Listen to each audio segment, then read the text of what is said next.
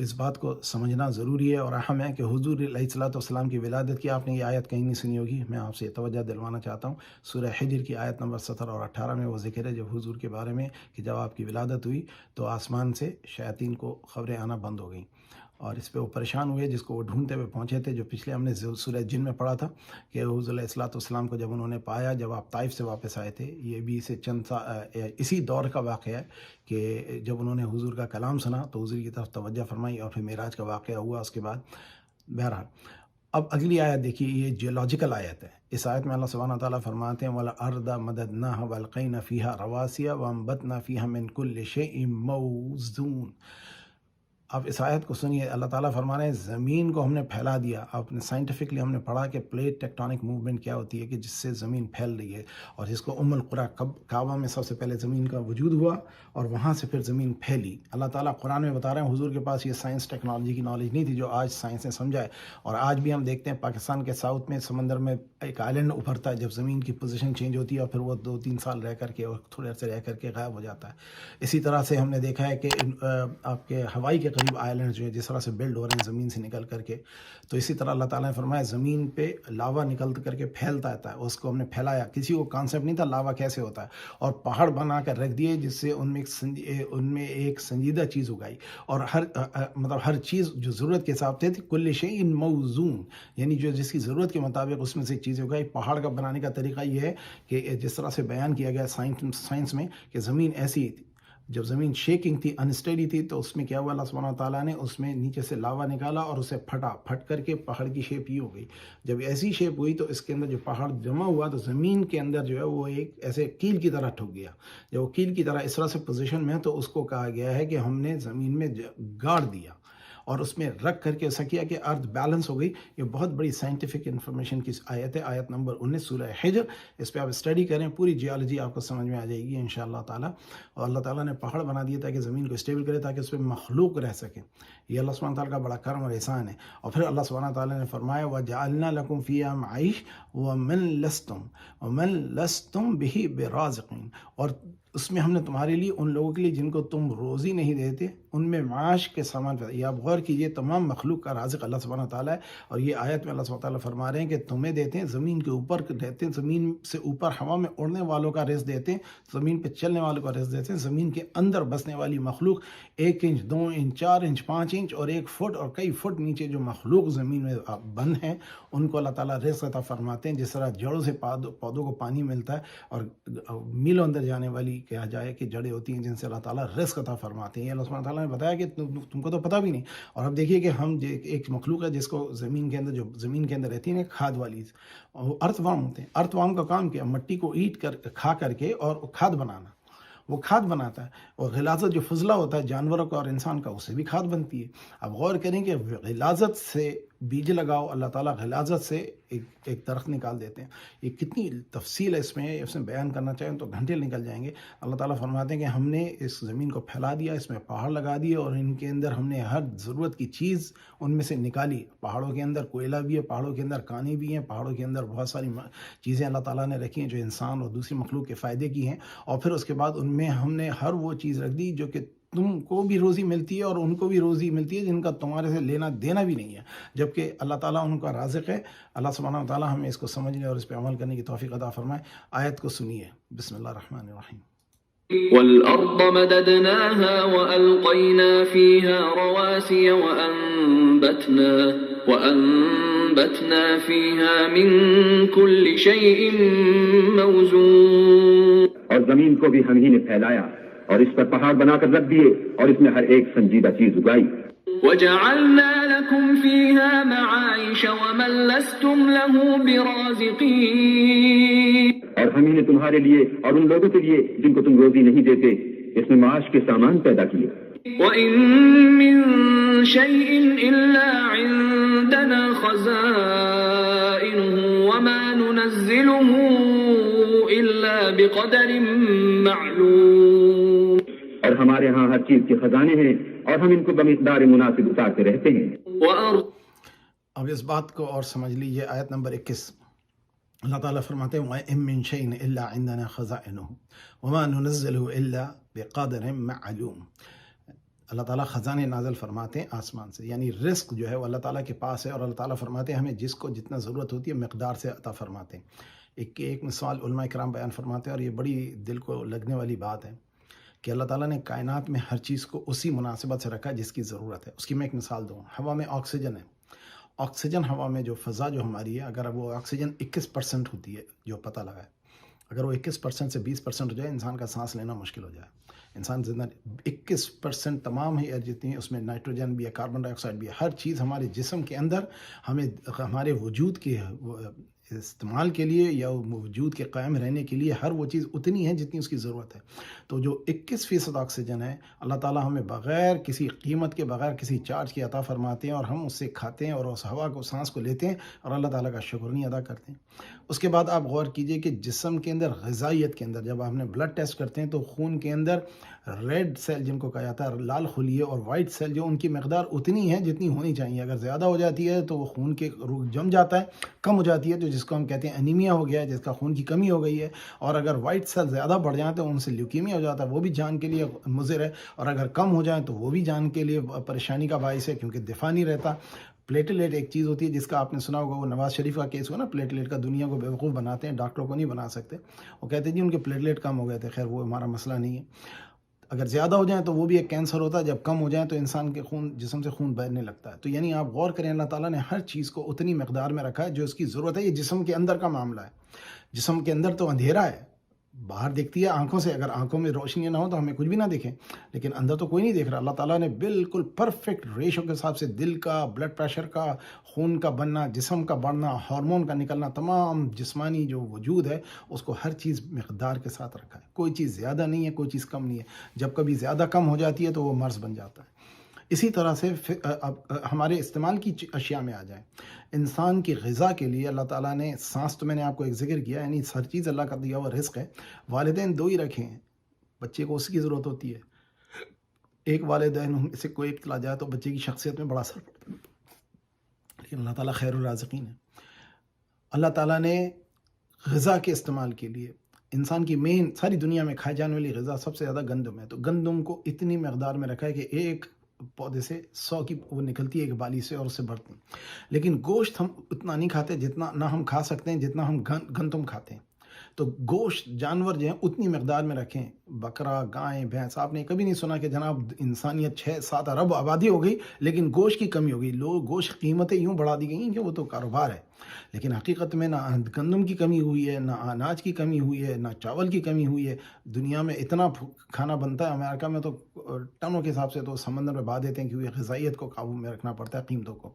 تو یہ مقصود بات کا کہنے کا یہ ہے کہ انسان کو جتنی جوتے پہننے کی ضرورت ہوتی ہے اتنی جانوروں کی کھال اویلیبل ہے۔ کبھی ایسا نہیں ہوا کہ جناب جانور کی کھال کم پڑ گئی۔ اللہ تعالیٰ نے ہر وہ چیز کو، مخلوق کو اتنا رکھا ہے جتنی اس کی ضرورت ہے اور جتنی انسان کو مناسب ہے۔ اگر مکھیاں ساری زمانے میں زیادہ ہو جائیں، یا ہم نے دیکھا ہے ٹڈی دل آ جاتی ہیں، ایک حد میں آتی ہیں، اس کے بعد وہ ختم ہو جاتی ہیں۔ یہ اللہ سبحانہ تعالیٰ کی شان ہے کہ مخلوق کو اتنا رکھا ہے جتنا انسان کے وجود کو قائم رکھنے کے لیے ضرورت ہے۔ یہ اللہ کی شان ہے، اور پھر جن کو بڑھانا ہوتا ہے ان کو بڑھا دیا، جن کو گھٹانا ہوتا ہے ان کو گھٹا دیا۔ آپ غور کریں کہ اگر یہ لال بیگ جن کو کہا جاتا ہے، یا کیڑے مکوڑے اگر زیادہ ہو جائیں تو انسان کا وجود نہیں رہ سکتا۔ اللہ تعالیٰ نے ان سب کو پروپورشنیٹ فارم میں رکھا ہے۔ اب یہ وائرس آیا، آپ دیکھیے کووڈ وائرس، ایک وائرس جو ہے وہ ایک جان کا لینے کے لیے کافی ہوتا ہے، جب وہ آتا ہے وہ ملٹیپلائی کرتا ہے، اور جب اس کا وقت ختم ہوتا ہے وہ چلا جاتا ہے۔ فلو کا، کولڈ کا سیزن وائرس ہوتے ہیں۔ یہ اللہ تعالیٰ کی شان ہے کہ اللہ تعالیٰ نے ہر چیز کو اتنا رکھا ہے کہ جتنی اس کی ضرورت ہے، اور اس لیے اللہ سبحانہ و تعالیٰ فرماتے ہیں، اگلی آیت جو سنیں گے اس میں اللہ تعالیٰ نے واٹر سائیکل کا ذکر فرمایا، جو ہم پہلے بھی کئی بار پڑھ چکے ہیں۔ اللہ تعالیٰ ہمیں اس کو سمجھنے اور اس کو اللہ تعالیٰ کا شکر ادا کرنے کی توفیق عطا فرمائے۔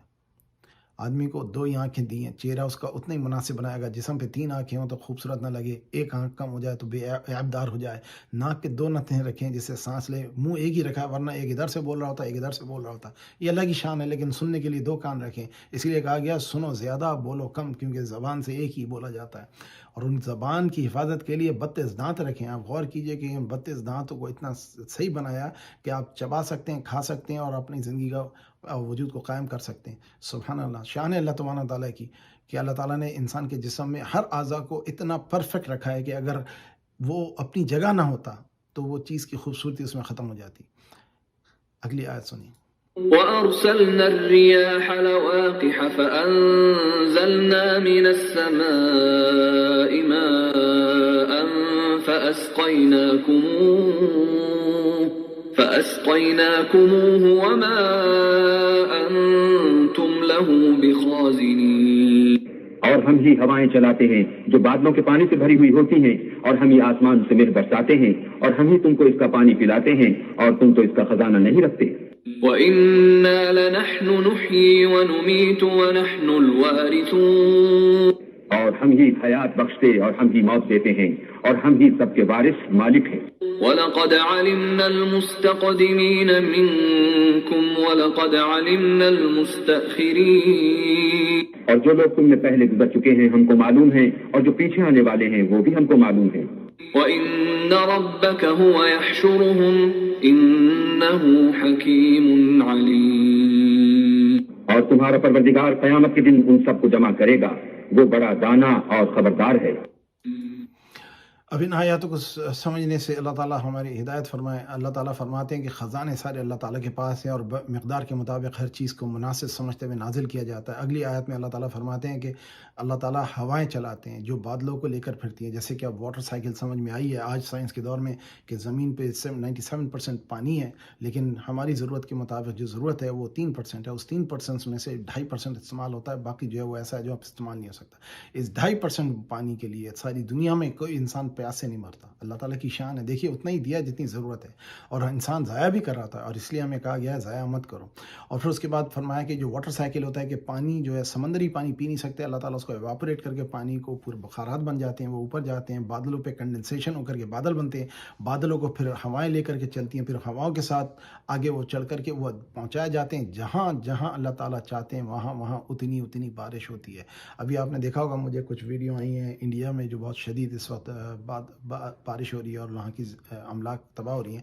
اللہ تعالیٰ ہر جگہ اس کی ضرورت اور مقدار کے مطابق پانی کا نزول فرماتے ہیں، کہیں پہ بھی زیادہ اور کم نہیں کرتے ہیں. اور اس وقت جب کبھی ایسی کیفیت ہو تو لوگ عموماً حکومت کو الزام دیتے ہیں، حکومتیں تو بارش نہیں بناتی ہیں. ہاں انسان زمین پہ جو گرین ہاؤس افیکٹ کر رہا ہے وہ کرتا ہے، وہ اپنی بدعمالیوں کی وجہ سے انوائرمنٹ کو، نیچر کو بدلتا ہے، جس کی وجہ سے فلڈ بھی آ رہے ہیں اور جس کی وجہ سے ڈراؤٹ بھی ہو رہا ہے.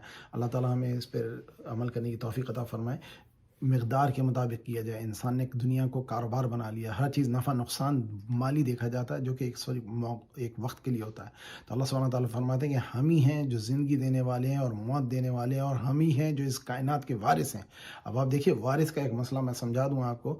وراثت جو ہے وہ ہمیشہ اس کی ہوتی ہے جو زندہ ہے، یعنی آپ مر جاتے ہیں تو آپ کے پیچھے جو بچتا ہے وراثت اس کی ہوتی ہے.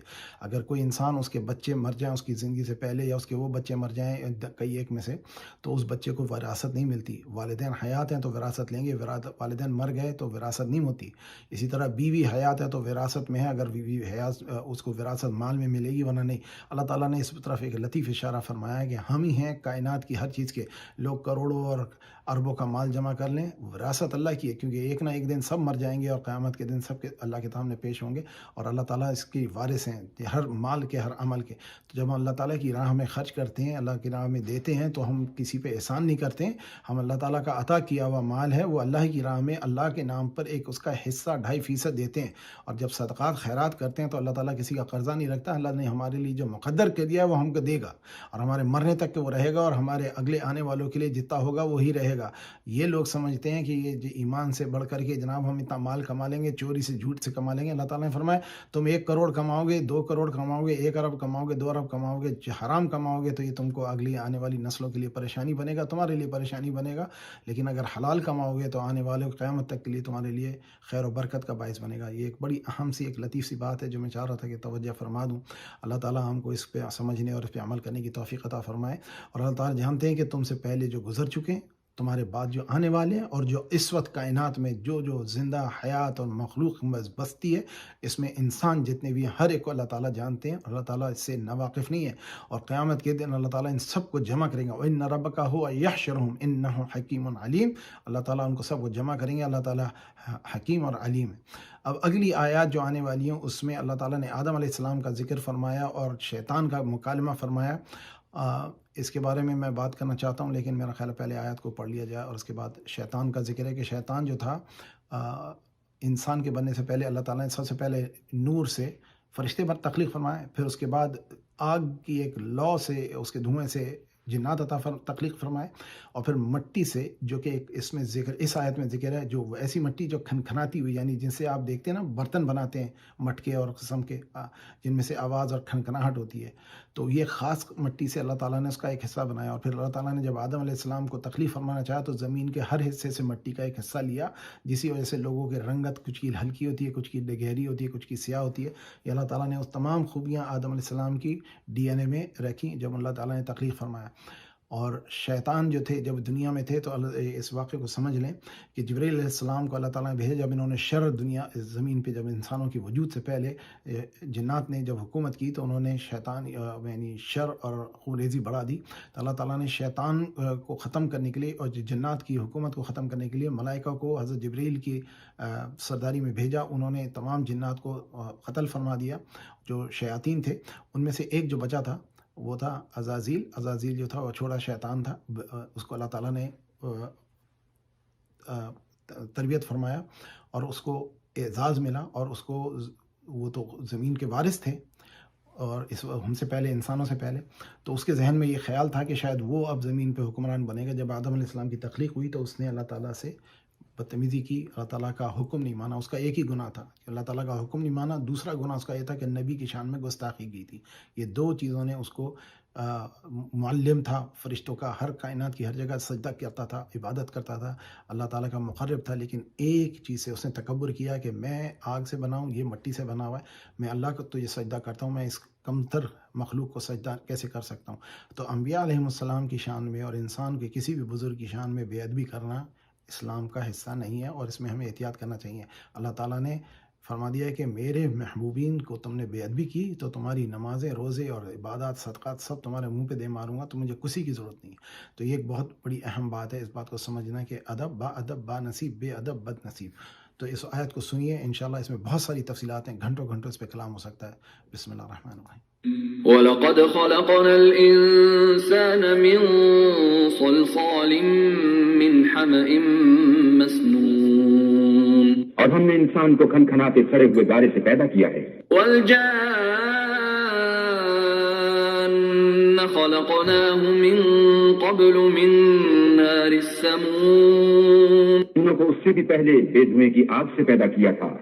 وَإِذْ قَالَ رَبُّكَ لِلْمَلَائِكَةِ إِنِّي خَالِقٌ بَشَرًا مِّن صَلْصَالٍ مِّنْ حَمَإٍ مَّسْنُونٍ، اور جب تمہارے پروردگار نے فرشتوں سے فرمایا کہ میں کھنکھناتے سڑے ہوئے گارے سے ایک بشر بنانے والا ہوں، فَإِذَا سَوَّيْتُهُ وَنَفَخْتُ فِيهِ مِن رُّوحِي فَقَعُوا لَهُ سَاجِدِينَ، جب اس کو صورت انسانیہ میں درست کر لوں اور اس میں اپنی بے بہا چیز یعنی روح پھونک دوں تو اس کے آگے سجدے میں گر پڑنا.